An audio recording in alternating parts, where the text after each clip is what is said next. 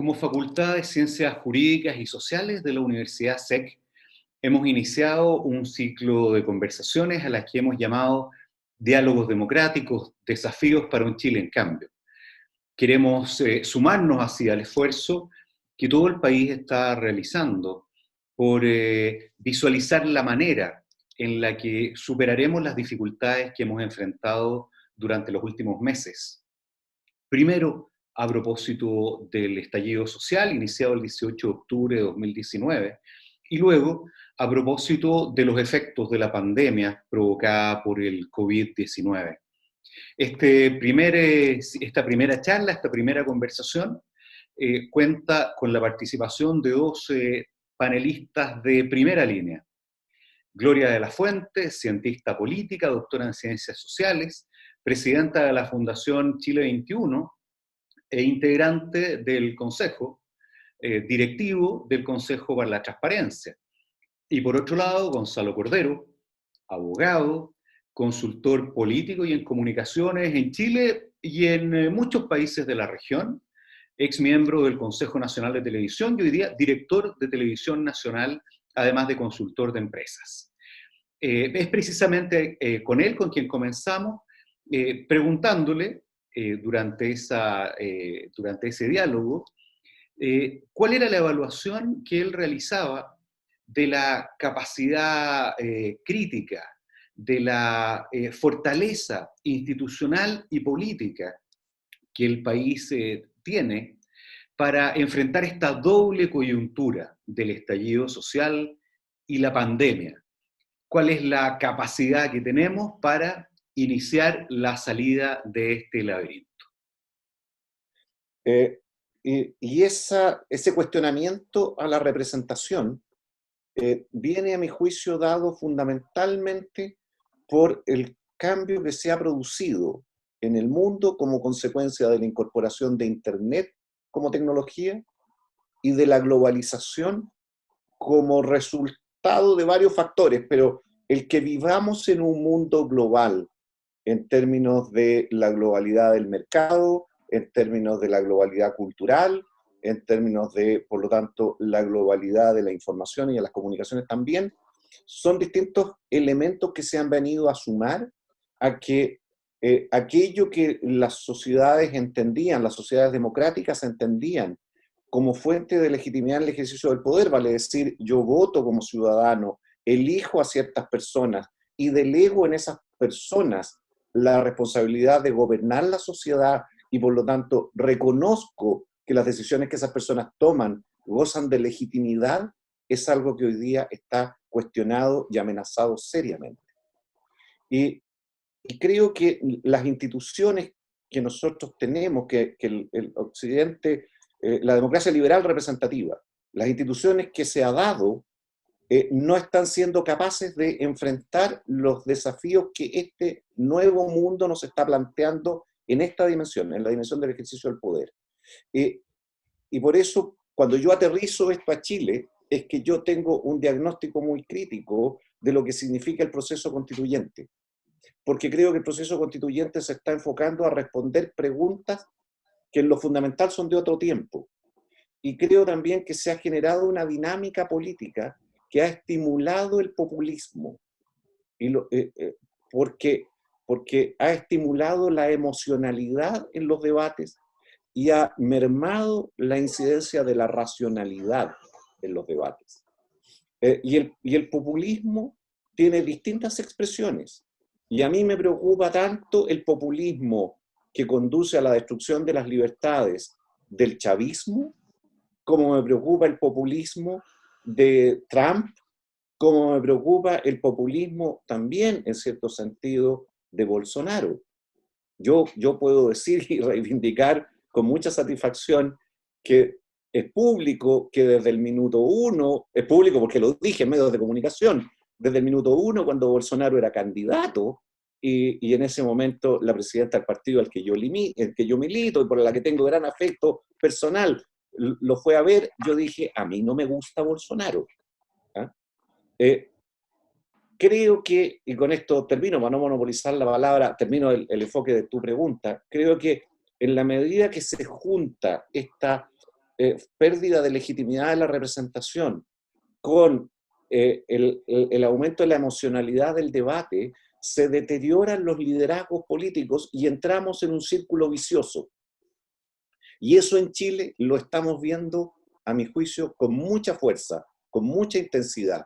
Y un elemento de eso, un signo de eso, es, por un lado, a mi juicio, esto como lo veo yo desde la vereda del frente, el deterioro de lo que fue el proyecto de la concertación, y si yo tuviera que poner un símbolo en eso, es el deterioro del liderazgo en su sector del expresidente Lagos, y por otro lado,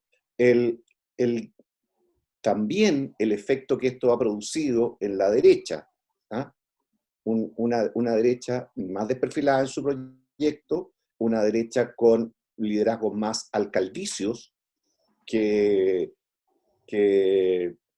intelectuales, por decirlo de alguna manera, que con lo que uno llama esta noción de Estado, en fin, de proyecto, liderazgos que, a mi juicio, están eludiendo estos problemas, porque enfrentarlos no es la manera de tener éxito en la política hoy día. Y tomándome las afirmaciones de Gonzalo, Gloria, claro, nosotros hemos vivido ya por varios meses, no solo en Chile, en el mundo, una reacción muy fuerte anti-élites, diría yo, anti modalidades tradicionales de representación, con deterioros institucionales relevantes. La Unión Europea pide un deterioro institucional relevante, manifestado incluso en su capacidad de enfrentar el COVID. Estados Unidos ha entrado en una dinámica de amigos-enemigos que no era propia del debate político cotidiano. Y en la región nosotros hemos tenido precisamente emergencia de liderazgos populistas relevantes. Ahora, eso nos sorprende a nosotros al momento del estallido social y en los meses siguientes, con un gobierno que declina de manera significativa el apoyo popular, con una leve mejoría durante la gestión del COVID, con una oposición que parece prácticamente inexistente. O sea, se ve una muy mala foto de este esquema gobierno-oposición para enfrentar desafíos. ¿Cómo lo ves tú? A ver, primero, lo discutíamos ayer en otro foro. A mí no me extraña para nada el aumento que tuvo el presidente de la República en las primeras semanas de gestión de la crisis. ¿Se escucha ruido ambiente? Sí, vamos a insistir en que se apaguen, por favor, los micrófonos. Yo he tratado de apagar todos los que puedo, pero hay algunos que no puedo apagar. Sí, pues se escucha ruido ambiente. Bueno, creo lo siguiente, primero que no es raro que en un régimen presidencialista como el nuestro, donde además existe mucha incertidumbre en medio de una pandemia que además ha causado estragos a nivel internacional, que haya un aumento del presidente de la República o del aumento de la autoridad en el fondo en niveles de aprobación, porque además en regímenes presidenciales como el nuestro lo que la gente espera en rigor es que la autoridad se manifieste para dar algún tipo de certeza cuando navegamos por la incertidumbre. Yo creo que lo importante no es cómo se entra a esta crisis, sino que más bien cómo se sale de esta crisis. Yo creo que ahí hay una complejidad adicional. La foto de la oposición es una foto mala en general, yo creo que eso hay que reconocerlo, una foto que venía mala de antes.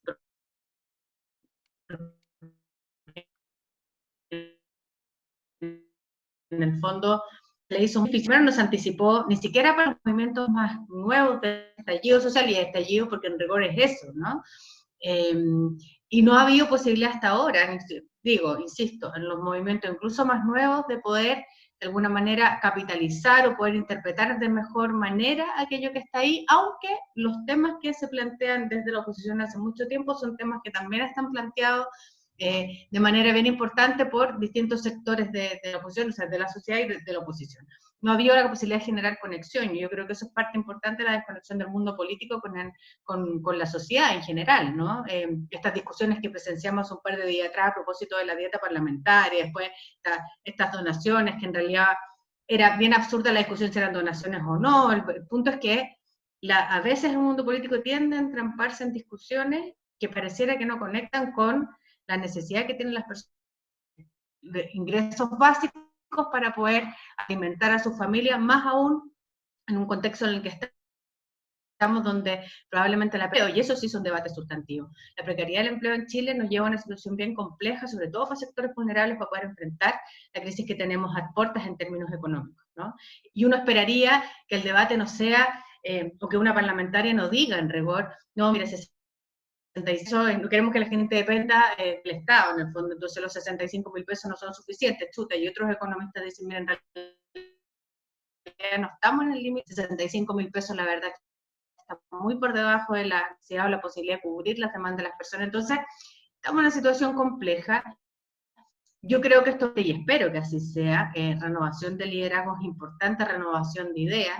Yo soy de aquellas personas creen, y en el fondo milito en esa causa, digamos, que la alternativa socialdemócrata, explorar una alternativa socialdemócrata para un país como el nuestro, que asegure al menos un piso básico para las personas, para poder enfrentar situaciones de vulnerabilidad como la que hemos visto a propósito de la pandemia, pero también las que vimos después del 18 de octubre, es una necesidad básica, una necesidad básica de cubrir, y yo creo que insistir en la necesidad de dialogar y discutir puntos de vista para poder finalmente negociar y llegar a acuerdos en la política. De eso se trata la política. Y yo creo que hemos perdido esa capacidad. Yo creo que en general del espectro del sistema político tienden a tener, bien siento yo, el debate político en Chile, y entonces pareciera que el más posible, el que dice una cosa más fuera de línea, el que está como más en los extremos, en el fondo es el que gana en términos de pública, en términos de opinión pública, pero lo único que se pierde ahí es la capacidad de diálogo y la democracia, finalmente la posibilidad de llegar a diálogos democráticos que permitan avanzar. No hay un debate que no podemos dar por vencido, digamos. Yo creo que es importante avanzar.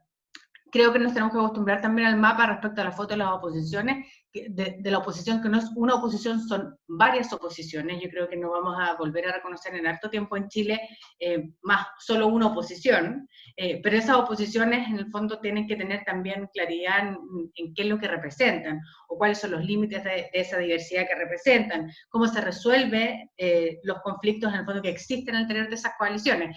Y eso creo que todavía no está resuelto. Hay por ahí hoy día un par de cartas bien interesantes, Alejandra Kraus y Undurraga por un lado, y Nicolás Mena por el otro, por ejemplo, en el debate que se está instalando en la DC a propósito de la carta el otro día de la columna de Jorge Burgos y de Ignacio Walker. Yo creo que hay debates importantes, pero esos debates no pueden estar desconectados en ningún minuto del debate en el fondo central, que es poder finalmente conectar con las personas. Y eso no es populismo. Yo creo que si uno mira el ejemplo, por ejemplo, de Nueva Zelanda, lo que ha pasado, y Angela Merkel en Alemania a propósito de la pandemia, yo creo que ahí se juntan dos cosas. Yo creo que la confianza en las decisiones de la autoridad, producto de la capacidad técnica sin duda que tienen ambos gobiernos, pero también un tipo de liderazgo que yo creo que es necesario en el mundo que vivimos hoy, en el liderazgo del siglo XXI, un tipo de liderazgo que es más empático, que conecta mucho más con la ciudadanía. Yo creo que ambos elementos son clave. Yo creo que no es menor que sean mujeres, y lo tengo que indicar, claves y necesarios para poder generar confianza. Oye, ustedes han mencionado un debilitamiento de las instituciones representativas o de la representación tradicional. Gloria ha hablado de un debilitamiento de los liderazgos. Pongamos sobre la mesa que el golpe económico va a ser descomunal. Las proyecciones para este mes hablan de una contracción de 12%, las proyecciones de desempleo son muy poco favorables, el aumento de la pobreza que eso trae asociado, en fin, sabemos que lo que viene va a ser muy duro. Entonces yo quiero preguntarle, aprovechándome de algo una idea que lanzó Gonzalo ahí, que voy a tomar por honestidad intelectual, pero voy a dejar que se la responda Gloria. ¿Cómo modifica esto la agenda? Gonzalo dijo de manera bien asertiva, dijo, yo creo que esto no se resuelve en la discusión constitucional. Yo no quiero evadir el bulto, porque eso es lo que hace interesante esta conversación. Entonces yo quiero preguntar... Sí, con Gonzalo hemos discutido... Tenemos una dificultad ahí con la transmisión de Gloria. Yo sé que han discutido esto. Gonzalo, ¿cómo modifica ¿Cómo modifica esto la agenda? Si es que debiera modificarla, en la lógica que planteaba Gloria hace un rato atrás, de salir del laberinto. ¿Cómo salimos de esto? Sí, yo creo que, para ser bien preciso en lo que es mi apreciación, yo creo que este problema no se resuelve en esta discusión constitucional que hemos estado teniendo en Chile. Les pongo un ejemplo. Yo a veces esto con fines comunicacionales lo caricaturizo un poco, pero hoy día que estamos en un ambiente universitario voy a tratar de no caricaturizarlo en lo más mínimo. Eh, la expectativa que se transmitió respecto del cambio del sistema electoral en cuanto un mayor grado de proporcionalidad iba a traer consigo una representación más plural de los distintos sectores políticos, y de ahí se iba a derivar una recuperación de la legitimidad del Congreso, de la legitimidad, por lo tanto, del sistema político, no se ha cumplido en lo más mínimo. La evaluación que la gente tiene de los parlamentarios ha seguido cayendo, en el mejor de los casos, al mismo ritmo que venía. A mi juicio, lo que eso muestra es que el problema no estaba en el sistema de elección de los representantes, el problema está en la validez de la representación misma. Yo extrapolo esto al, a la discusión constitucional. No es que yo no crea, perdón, lo voy a decir al revés, no es que yo crea que la constitución actual nuestra es maravillosa, no hay que cambiarla, y ese es el faro que nos va a conducir a una suerte de gobierno exitoso de 1000 años. Por supuesto que no. Por supuesto que creo que estamos, si yo digo que tenemos un problema de gobernabilidad estructural, estoy reconociendo desde luego que las reglas de organización del poder que tenemos no están siendo capaces de dar gobernabilidad a la sociedad, y por lo tanto, por supuesto que creo que tenemos que tener un debate y una discusión profunda respecto de cómo enfrentamos estos problemas, cómo nos hacemos cargo del problema constitucional. Pero al final lo que yo veo es que seguimos entrampados en si esta es o no es la constitución de Pinochet, seguimos entrampados en el problema que ya tenía Balmaceda con el Congreso, del equilibrio de facultades entre el Ejecutivo y el Legislativo. Seguimos otros consideran que la solución del problema es ir a un régimen semipresidencial, como si las dificultades que tenemos hoy día fueran las mismas dificultades del siglo XIX, que eran la tensión de los órganos del Estado, y no la tensión que hay entre los representantes o los órganos del Estado y el pueblo, que es nuevamente, como en los orígenes del sistema, lo que está en tensión y en dificultad. Entonces, yo creo que la discusión constitucional que estamos teniendo nos va a llevar probablemente, si no la cambiamos, nos va a llevar probablemente a una frustración equivalente a la que se produjo con el cambio del sistema electoral, pero de consecuencias exponencialmente mayores, porque la expectativa sobre la nueva constitución es exponencialmente más grande, y las promesas que se están haciendo de una nueva constitución no se van a cumplir. Yo entiendo entonces... Pero no sé si puedo responder ahora porque no sé si ahora me escuchan. Ahora sí, Gloria, dale. Sí, es que algo pasaba con la conexión, pero es que quisiera hacer el punto respecto a lo que señala Gonzalo justamente, porque en esto yo creo que tenemos una diferencia que es importante. Yo creo que, primero, el proceso constituyente, en Chile, incluso antes del acuerdo en el Parlamento, partió antes, en rigor. Uno empezó a mirar la discusión que se produjo en la calle, esa discusión que después, en el fondo, se tradujo en, efectivamente, cabildos en un montón de lugares, y este tema empezó a aparecer no desde la élite, ni tampoco desde el Parlamento. Yo creo que más bien lo hizo el Parlamento fue responder en su acuerdo a que estaba instalada. Por lo tanto, el proceso constituyente partió antes, no ha desaparecido. Yo creo que lo están en el estado de latencia por la situación en la que estamos. Pero más ciertas discusiones que yo creo que empiezan a cobrar. La capacidad de la discusión sobre la construcción. En América Latina tenemos 40% de informalidad en el empleo. Eso es complejísimo para enfrentar situaciones como las que tenemos, por ejemplo, hoy en día. Y creo que hay una discusión muy importante que hacer respecto justamente al rol del Estado para proteger a los ciudadanos en situaciones de vulnerabilidad. Y eso no obsta, por cierto, de hacer otro tipo de normas que no están necesariamente en la Constitución. La Constitución tiene el marco general de entendimiento, algunas definiciones generales, son las leyes las que hacen carne o aplican en la discusión constitucional o los principios que están ahí en el fondo plasmados, pero yo creo que es una oportunidad para una sociedad que ya planteó el tema previamente. Entonces, creo que desconocer la procedura, y de hecho creo que es un error decir, vamos a estudiar esta elección porque el mundo político, entonces si uno dice vamos a suspender o postergar o eliminar esta discusión, finalmente lo que le estamos diciendo a la sociedad, o estamos diciendo a la sociedad que en realidad el 18 de octubre no existió. Institucionalmente es el proceso constituyente. Ahora, con muchos recuerdos sin duda, tiene que generar en ese espacio un espacio efectivamente que sea representativo de las distintas miradas. Quien crea que solamente, en el fondo, quienes están en el mundo de la izquierda, en el fondo van a capturar ese espacio, yo creo que le hacen un mismo flaco favor al proceso constituyente. En rigor, esto tiene que representar las miradas de la sociedad y probablemente miradas que van a estar en disputa. Hay que generar las reglas y las condiciones para que eso sea posible. Pero no creo que eso es la llave, al revés, yo creo que la pandemia hoy en día, la situación de precariedad que enfrentan muchos estados, nuestro estado en particular, para enfrentar ciertas situaciones clave, justamente y hace más relevante aún, creo yo, la discusión que se viene en el futuro. Cuando esto sea posible, ojalá sea posible en octubre, llevar adelante en el fondo el plebiscito, así como se tuvo que postergar en unos meses. Si no es posible, bueno, habrá que ver otra posibilidad. Pero creo que la demanda no desaparece, al revés.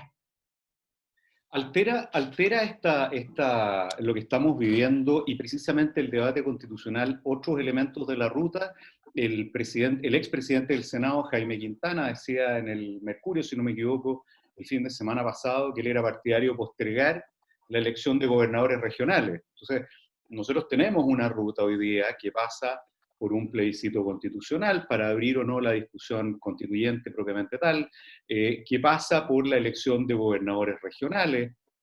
¿Se modifica esta ruta o no se modifica esta ruta a la luz de lo que estamos viviendo?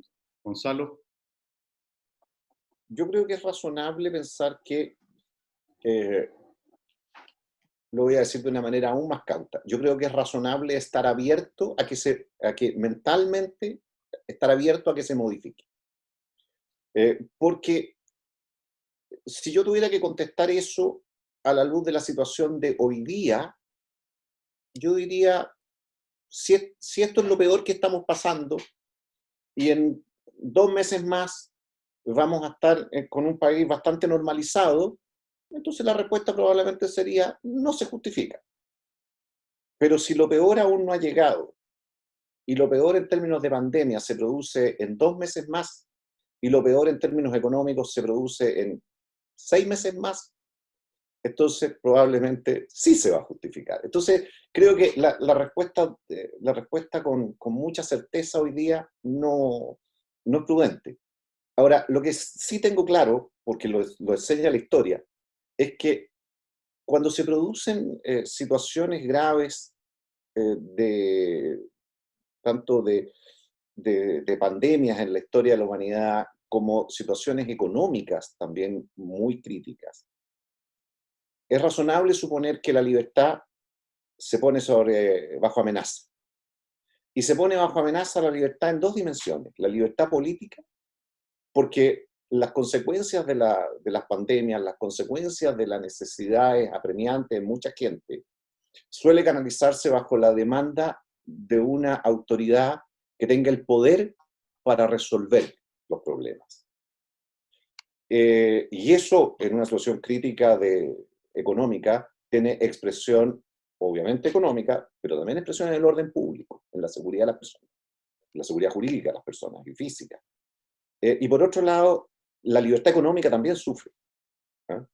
La expresión de la libertad económica, si uno mira lo que pasó en el siglo XX, en la primera mitad del siglo XX, en que tuvimos primero la Primera Guerra Mundial, la gripe española, la crisis del 29 y la Segunda Guerra Mundial, el pensamiento liberal en buena parte del mundo se sumergió. Y se sumergió prácticamente por 40 años, por 4 décadas. Tanto que cuando volvió a emerger, se le llamó neoliberalismo, cuando en realidad, en mi opinión, es simplemente el liberalismo que estuvo sumergido por ideas de proteccionismo estatal y volvió a emerger después. Yo creo que esas amenazas van a volver a surgir y nos vamos a enfrentar, y yo le tengo mucho temor al riesgo democrático, al riesgo de la libertad política, y le tengo el mismo temor al riesgo del estatismo, y en esto, por supuesto, la diferencia con Gloria, incluso la estoy exacerbando un poquito, le tengo mucho temor al riesgo del estatismo en su expresión económica. Y me encantaría que tuviéramos mucho más tiempo para ahondar en esto, pero déjenme preguntarles algo y comenzar en esto con Gloria. Una de las expresiones más reiteradas que hemos escuchado hace ya algún rato es la nueva normalidad. Que naturalmente, cuando uno está confinado en un lugar, en su casa o donde sea, tiene que ver básicamente con salir a visitar o a ver a los que tú quieres, juntarte con tus amigos, poder ir a tu oficina, al lugar de trabajo, en fin. Pero en realidad, la nueva normalidad va a suponer, o debiera suponer, un conjunto de situaciones completamente nuevas. Vuelvo a la columna del Economist del mes de marzo, en el caso de Chile, a responder la pregunta de si podemos reinventarnos o no para superar esta doble contingencia y proyectar un pacto social, una estrategia de crecimiento, etc. ¿Cómo te imaginas tú, dónde quisieras que estuvieran los elementos centrales de la futura nueva normalidad en Chile? Bueno, lo primero que me gustaría decir es que esto como de la política del eslogan, la nueva normalidad, el regreso seguro y todas esas cosas, yo creo que a veces tienden como a confundir un poco. Yo creo que no es la mejor manera, o yo por lo menos no comparto esa manera de hacer política, porque creo que le pone eslogan a cosas que pueden ser más complejas. Simplifica el mensaje, pero no necesariamente ayuda a entender. Entre otras cosas, ¿por qué? Porque la nueva normalidad supone tener como cierto control, y la señal que se da es que hay cierto control respecto a la situación hoy en día que vivimos, y yo creo que no hay certeza en el mundo y tampoco tenemos en Chile, porque no sabemos cómo el virus se va a comportar respecto a esa situación de nueva normalidad. Sin duda, si tenemos que convivir muchos años con este virus y hay alguna vacuna, pero todavía no tenemos la posibilidad de inmunizar a la mayor parte de las personas, vamos a tener que buscar la manera de asumir esta realidad nueva, como hemos asumido probablemente la mayoría estos meses, algunos con mejores condiciones y otros con peores condiciones. Ya, pero si nos hacemos cargo, dicho eso, si nos hacemos cargo de la idea de una nueva normalidad, yo creo que me gustaría por lo menos que pasaran dos cosas. Primero, que nos hiciéramos preguntas claves respecto a las democracias y cómo responden las democracias a situaciones como esta y en general a situaciones complejas socialmente. Yo creo que nosotros veníamos en la línea de lo que decía Gonzalo, con una crisis de la democracia representativa donde desde la ciencia política, que es la disciplina en la que yo me desempeño, teníamos muchos años hablando de la crisis de la democracia representativa, pero en realidad bien perdido. Estábamos los politólogos como, ¿saben cuáles son las alternativas o dónde mirar? Hay nuevas preguntas que surgen, ¿no? Y estas nuevas preguntas que surgen implican también nuevas respuestas. Yo por lo pronto no me imagino una democracia donde no haya una discusión central respecto a el restricto, aún en situaciones como de pandemia como la que tenemos. Yo creo que la Comisión Interamericana de Derechos Humanos hace un par de días hizo su primera resolución de este año, poniendo justamente el tema de los derechos humanos en situación de pandemia, de derechos humanos que tienen género, con datos personales clave, y asociar el futuro a las democracias nuevas en esto y de la autoridad en general. Y luego yo creo que mirar claramente las formas de representación. Las formas de representación son claves para entender también el desarrollo de las democracias, y ahí tenemos claramente un déficit en Chile, en nuestro país en general.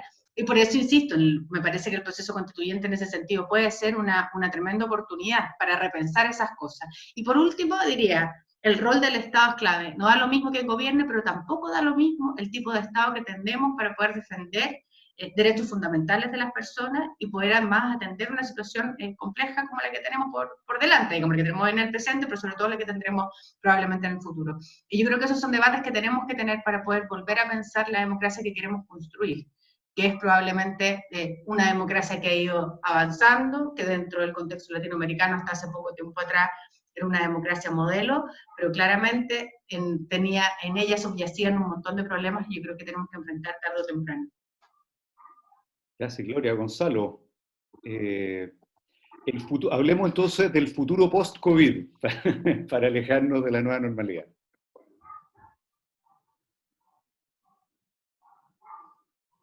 ¿Cómo lo visualiza? ¿A mí? Sí, pues. A ti, Gonzalo. A usted, Gonzalo. El futuro post-COVID lo veo complejo porque, primero,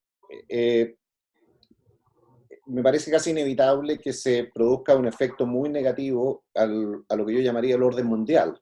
O sea, en parte por la manera en que se está gobernando Estados Unidos, el tipo de liderazgo del presidente Trump, está polarizando. Yo tengo la impresión que él, por razones internas, juega mucho con la polarización con China. Y creo que eso es muy dañino. Luego, me parece que producto de esta pandemia se va a debilitar Europa. Hace bastantes años, un intelectual socialdemócrata, cuyo nombre se me está olvidando en este momento, y estoy buscando su gran libro sobre la posguerra, Tony Judt.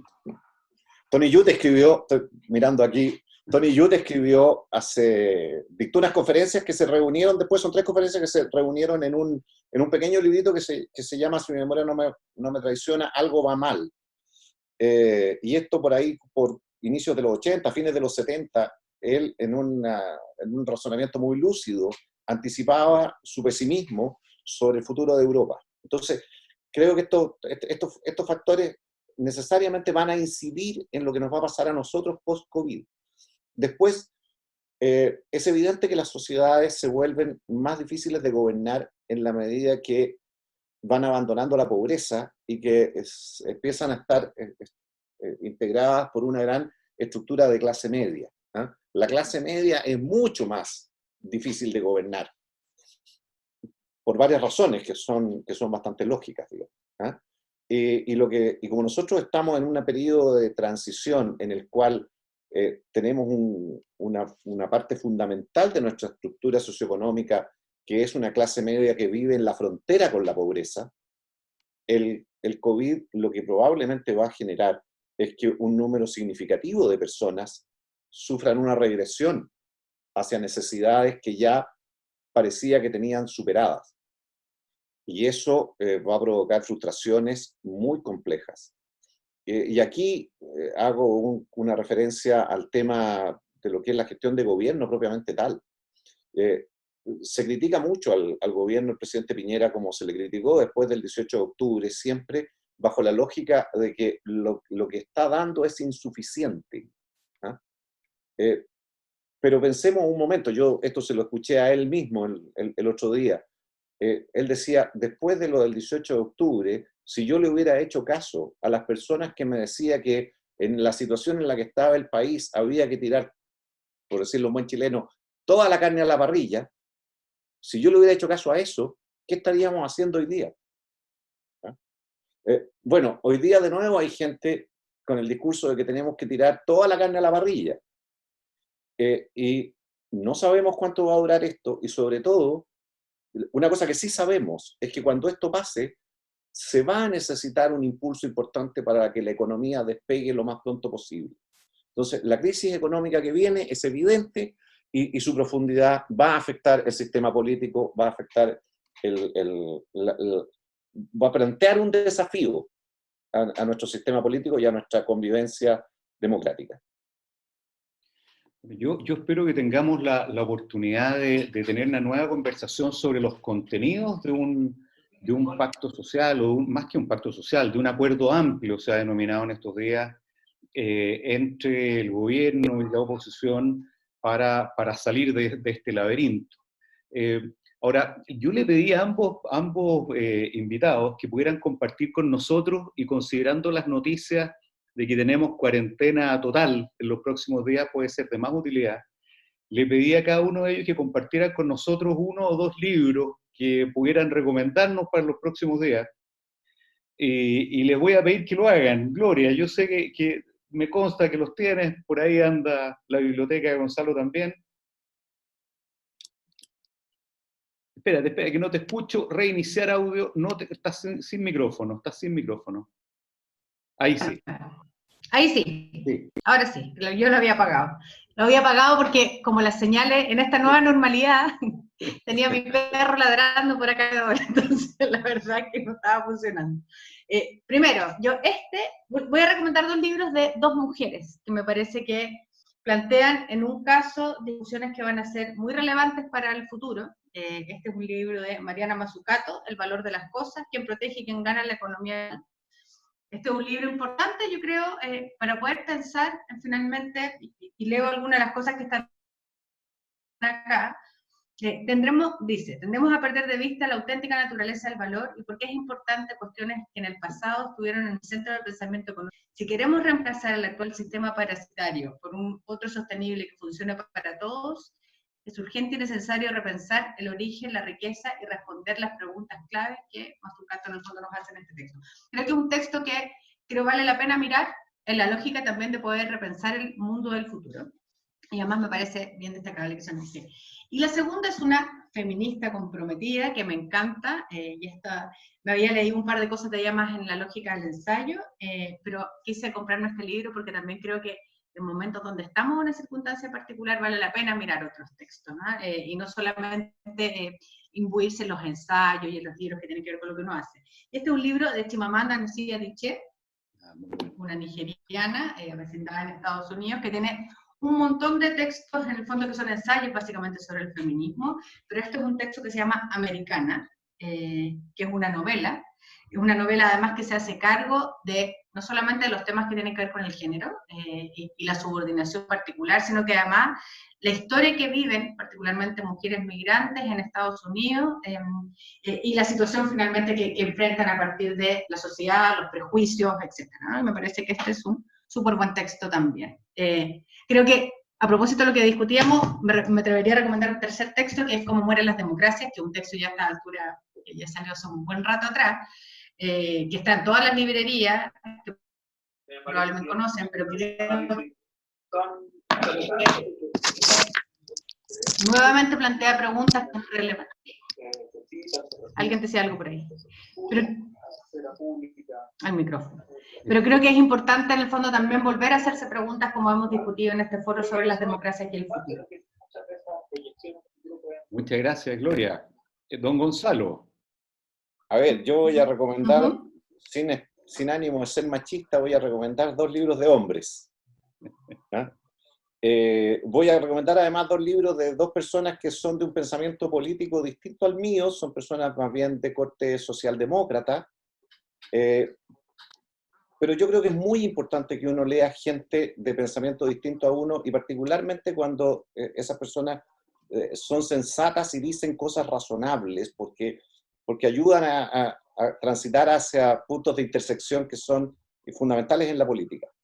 El primero es un libro que no es a esta altura muy novedoso, pero que yo lo encontré extraordinariamente valioso, que es, creo, lo mejor que ha escrito Innerarity, que es La política en tiempos de indignación. Me parece que es un libro hecho muy claramente para hacerse cargo del fenómeno Podemos en España, el fenómeno indignado, por supuesto, pero la expresión política de Podemos, y yo lo encontré buenísimo.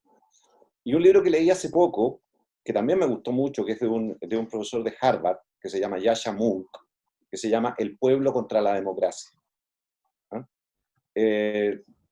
da algunas luces y algunos datos que son realmente impactantes. A mí por lo menos me resultaron impactantes, como por ejemplo que en muy poco tiempo, en muy pocas décadas, en Estados Unidos, el número de personas que cree que un régimen militar autoritario sería preferible a la democracia, si mi memoria no me falla, ha aumentado por 6. Sigue siendo un número minoritario, pero ustedes pónganle el guarismo que quieran. O sea, si antes era el 4%, hoy día es el 24%. ¿Ah? Y fenómenos semejantes están ocurriendo en los países desarrollados y en las democracias más avanzadas del mundo. ¿Ah? Bueno, da una serie de información muy relevante. Gloria decía hace un rato, y con esto termino, Gloria decía hace un rato lo importante de liderazgos como los que hemos visto en Europa, como el de Angela Merkel u otros. Por supuesto que es muy valioso esos liderazgos, pero también hay un problema con la ciudadanía. Este no es solo un problema de los líderes, también es un problema con la ciudadanía, ¿ah? Con el nivel cultural de la ciudadanía, en términos de cultura política y en términos de cultura de políticas públicas, de combatir las fake news que a través de las redes sociales están haciendo muy difícil la implementación de políticas públicas sensatas. Gracias, Gonzalo. Yo les quiero agradecer mucho a ustedes dos este rato de conversación con nosotros. Me quedo con apetito de conversar más sobre la ruta, sobre los contenidos de este debate que es tan importante que demos como país en los próximos meses, sobre el poder, sobre la ciudadanía, sobre los derechos y las obligaciones que nos debemos unos a otros como ciudadanos, que son finalmente el elemento central de un pacto social, me parece, un pacto político de largo plazo. Les quiero contar y les quiero agradecer a nuestros amigos de Ecuador que han estado presentes. Veo a la decana de la Facultad de Derecho de la Universidad SEC de Ecuador, María Pajiervis, que ha estado presente, así que mucho agradecimiento a ella y a su equipo. Y he visto además a distintas personas de muchos lugares del país. Desde el sur veo algunos representantes, particularmente desde la región de O'Higgins, también he podido ver algunos. Así es que un saludo muy cordial a todos y de nuevo, gracias por acompañarnos en esta conversación y espero que tengamos la posibilidad de reunirnos pronto y profundizar sobre estas y otras materias tan re importantes. Que tengan un buen resto de miércoles y fuerza para el encierro que se viene. Que estén muy bien. Gracias, que estén muy Gracias, bien. Sergio. Chao, chao. Que estén bien. Gloria. Gracias Chao. por la invitación. Chao. Chao.